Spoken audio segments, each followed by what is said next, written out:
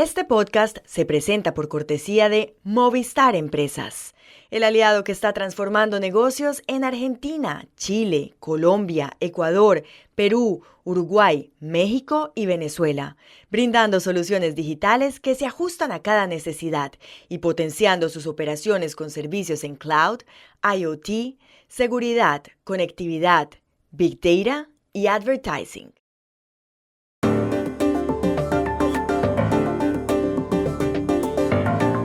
La Argentina recibió ayer una noticia positiva. La inflación en mayo fue la más baja en los últimos 2 años. El dato para el presidente Javier Milei se suma a la aprobación ayer de la ley base. ¿En qué consiste esa norma? La construcción de un puerto de $3.500 millones de una compañía china en una pequeña ciudad del Perú inquieta a Estados Unidos. ¿De qué se trata esta obra gigantesca?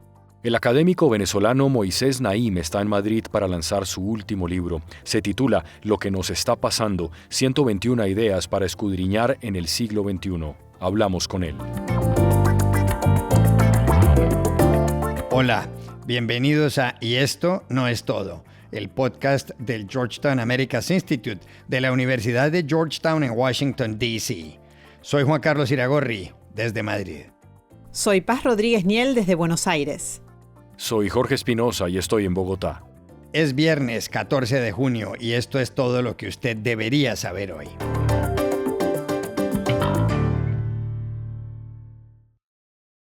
Los argentinos y su presidente Javier Milei esperaban ayer ansiosamente el dato de la inflación de mayo, es decir, del mes pasado.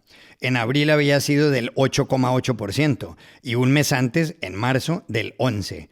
Pero en diciembre había batido récords. Fue del 25,5%, una cifra aterradora. Lo más grave es que la inflación en abril, con respecto al mismo mes de 2023, fue del 289%. Por eso ayer por la tarde causó impacto el anuncio del Instituto Nacional de Estadística y Censos, el INDEC, sobre lo que pasó en mayo. Así lo recogió en directo el canal Todo Noticias.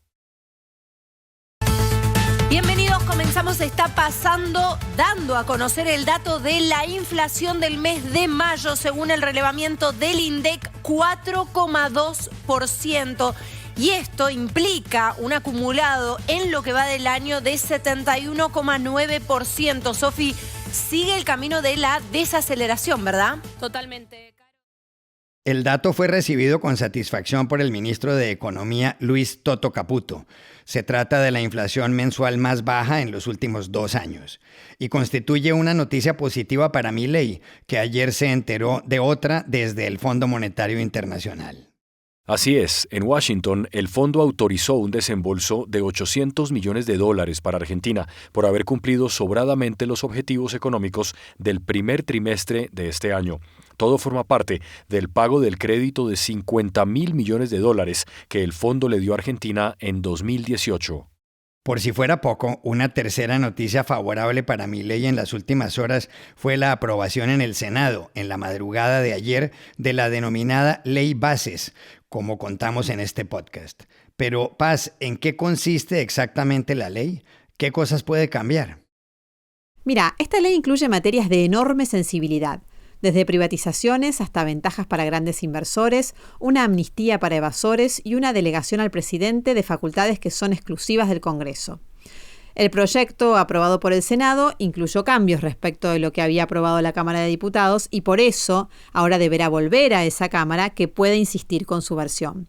De todos modos, Milei tiene garantizado que este proyecto se va a convertir en ley. Pero, ¿cuáles son a grandes rasgos los puntos cruciales de esta futura ley?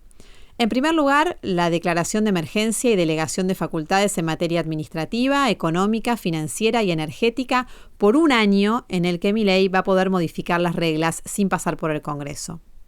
También la llamada desregulación del Estado, que le permite al presidente intervenir y disolver organismos públicos, los que él disponga, salvo aquellos que el Congreso dejó a salvo. Otro tema clave son las privatizaciones. El proyecto original incluía 41 empresas a privatizar.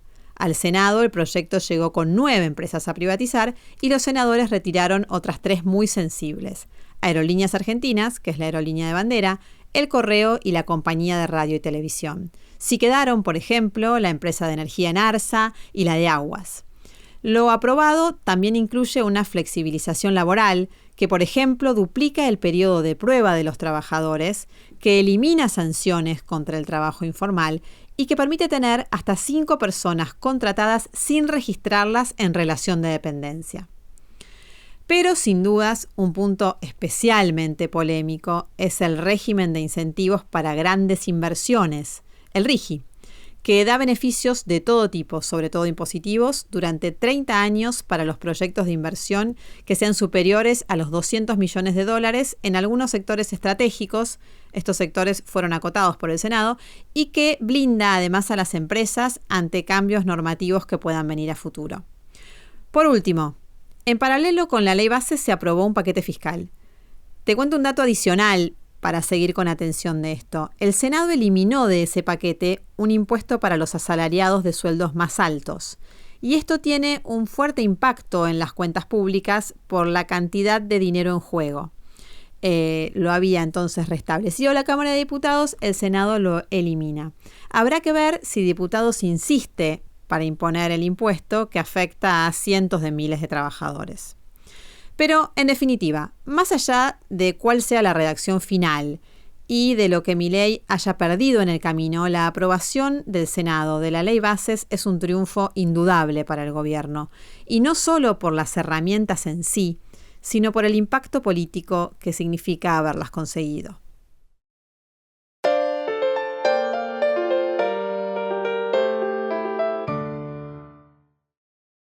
Una poderosa compañía china está construyendo en una pequeña ciudad de la costa del Perú un puerto de proporciones colosales, tanto que a la ceremonia de inauguración, prevista para noviembre, asistirá el presidente chino Xi Jinping, que irá entonces al Perú a la cumbre Asia-Pacífico. La construcción tiene lugar en Chancay, ciudad de 67.000 habitantes, y su costo es de $3.500 millones, según publicó ayer The Wall Street Journal. Una vez terminada, dice el diario estadounidense, el puerto se convertirá en el hub o centro comercial más grande de Sudamérica. Según el periódico, empresas chinas han invertido $30.000 millones en puertos en 46 países entre el año 2000 y el 2021. Este, del Perú, lo construye la China Ocean Shipping Company, COSCO, cuyo gerente adjunto en territorio peruano, Gonzalo Ríos Polastri, dijo esto hace 5 meses. Es un elemento dinamizador absoluto. El hecho de tener mejores oportunidades porque entrarán barcos con un calado mucho mayor, reducir las líneas de comunicación o los días de traslado significa apertura de mercados. Y en sentido inverso, significa también la oportunidad para que cadenas de distribución de empresas de origen de Asia, de China, se puedan instalar en nuestro país. El puerto en Chancay inquieta a Estados Unidos, afirma el Journal. En Washington preocupa la creciente presencia china en la región. La jefa del Comando Sur estadounidense, la general Laura Richardson, ha señalado que ese país podrá sacar fácilmente por ahí recursos de Sudamérica. Otro de los motivos de inquietud para la Casa Blanca es que el puerto pueda servir de alguna manera a las fuerzas militares chinas. Pero para tener más claridad, ¿cómo es el puerto? Llamamos ayer a Lima a Ryan Dubé, periodista de The Wall Street Journal y autor del reportaje. El puerto de Chancay está ubicado más o menos 50 millas al norte de Lima, en una pequeña ciudad que es conocido más por sus pescadores artesanales y su cultura pre-incaica. La característica principal del puerto es su profundidad. Va a tener una profundidad de 60 pies y eso va a permitir que pueda recibir los barcos más grandes del mundo. Ningún otro puerto en el lado pacífico de Sudamérica tiene una profundidad así. Hoy día eso va a permitir que, es importante eso porque va a permitir que las exportaciones desde Perú hasta China va directamente cruzando el Pacífico en vez de hacer escalas que actualmente hace yendo primero de Perú hasta México o hasta California, Long Beach, y después cruzando el Pacífico. El tiempo para hacerlos, para enviar las exportaciones va a reducir de más o menos 35 días a 25 días. Y Perú espera que otros países de de Sudamérica como Ecuador, Chile, Colombia y quizás Brasil pueden también aprovechar de eso para enviar sus productos a Asia.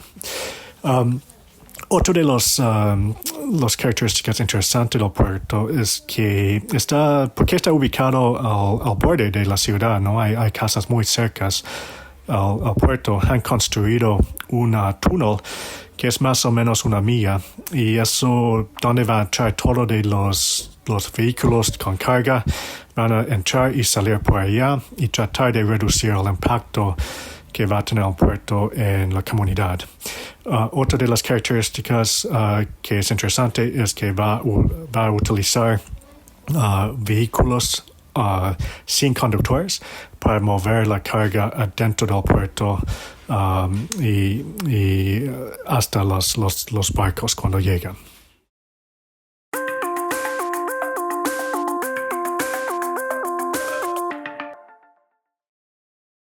Este podcast se presenta con el patrocinio de Tecnoglass, el poder de la calidad. Tecnoglass es la compañía líder en la manufactura y comercialización de vidrios, ventanas y fachadas para el mercado de la construcción en Estados Unidos y el mundo. Para mayor información, visite nuestra página web www.tecnoglass.com. Desde ayer está en Madrid para presentar su último libro, uno de los analistas más conocidos del mundo hispanohablante, Moisés Naim. Venezolano, radicado hace años en Washington, Naim es además uno de los columnistas más leídos del mundo en español. Fellow distinguido del Instituto Carnegie para la Paz Internacional, Naim acaba de publicar Lo que nos está pasando, 121 ideas para escudriñar el siglo XXI. Sus páginas, editadas por Debate, reúnen varias columnas de opinión escritas desde 2016. Ese año ganó las elecciones presidenciales de Estados Unidos Donald Trump, y a partir de entonces han sucedido muchas cosas: una pandemia, la invasión a Ucrania y el conflicto en Gaza. Ayer en el centro de Madrid, Naim le contó en menos de 2 minutos a Iragorri cosas sobre el libro. El libro, intitulado Lo que nos está pasando, lo saco de una frase de José Ortega y Gasset, un muy prestigioso pensador español que en la década de los años 30 del siglo pasado detectó que venían cambios muy profundos en Europa y en el resto del mundo, y que la gente lo sabía. La gente, si no lo sabía concretamente, lo intuía, que iba a haber cambios importantes en su vida, en la manera de trabajar, en la manera de vivir, y en las alianzas mundiales y la distribución del poder, y cómo el poder se obtiene, se pierde, etcétera. Y él dijo, esto es una confusión, y lo que está sucediendo es que no sabemos lo que está sucediendo. Y eso es lo que nos tiene tan confundidos, ansiosos y preocupados. ¿Y la tesis central del libro hacia el futuro cuál es? Que estamos viviendo circunstancias que no tienen precedentes y que el peligro más grande que hay es suponer que no hay nada nuevo bajo el sol. Y la respuesta es que sí hay muchas cosas nuevas y que van a cambiar el mundo y la vida de todos quienes nos están escuchando de una manera profunda y permanente. ¿Cuál es esa cosa que está cambiando el mundo mayormente? El cambio climático es uno, la inteligencia artificial es otra. El clima siempre cambia y la tecnología de informática también siempre cambia, pero esto no es muy peligroso pensar que esto es simplemente más de lo mismo. Esto es mucho más profundo y permanente y difícil de entender a estas alturas. Y estas son otras cosas que usted también debería saber hoy. Un préstamo de $50.000 millones para Ucrania fue aprobado ayer por el Grupo de los 7 en la cumbre que se llevó a cabo en el lujoso Hotel Borgo Egnazzi en Fasano, en Italia. Se pagará con los intereses de bienes rusos congelados en diferentes países, avaluados en $300.000 millones, con la jefa del gobierno italiano Giorgia Meloni como anfitriona y con participantes como el presidente de Estados Unidos Joe Biden. Han sido invitadas otras personalidades, como el presidente del Brasil Lula da Silva, el de Argentina Javier Milei y el Papa Francisco, que llega hoy. El presidente de México, Andrés Manuel López Obrador, y la presidenta electa, Claudia Sheinbaum, viajarán el domingo a 3 estados: Durango, Coahuila y Tamaulipas. Los 2 últimos limitan con Estados Unidos. El miércoles, López Obrador habló de la gira. Y a nosotros nos ayuda mucho, a la presidenta electa y a el presidente constitucional, para ir viendo lo de la transición, sobre los proyectos, sobre lo que se ha hecho, lo que está en proceso, lo que hace falta. Por otro lado, en Colombia, una encuesta de la firma Cifras y Conceptos concluyó que el 61% de los colombianos rechazan la idea de que se convoque una asamblea constituyente, tal como sugirió en marzo el presidente Gustavo Petro. La Guardia Civil Española y la Policía Europea, Europol, anunciaron ayer en Madrid la detención de 40 personas y la incautación de 8 toneladas de cocaína tras una investigación de 4 años. Al final, pudieron desmantelar una red que transportaba droga de Colombia, Perú y Brasil hasta Europa, pasando por las Islas Canarias y el África. Los jefes de la red viven en Turquía y Dubái.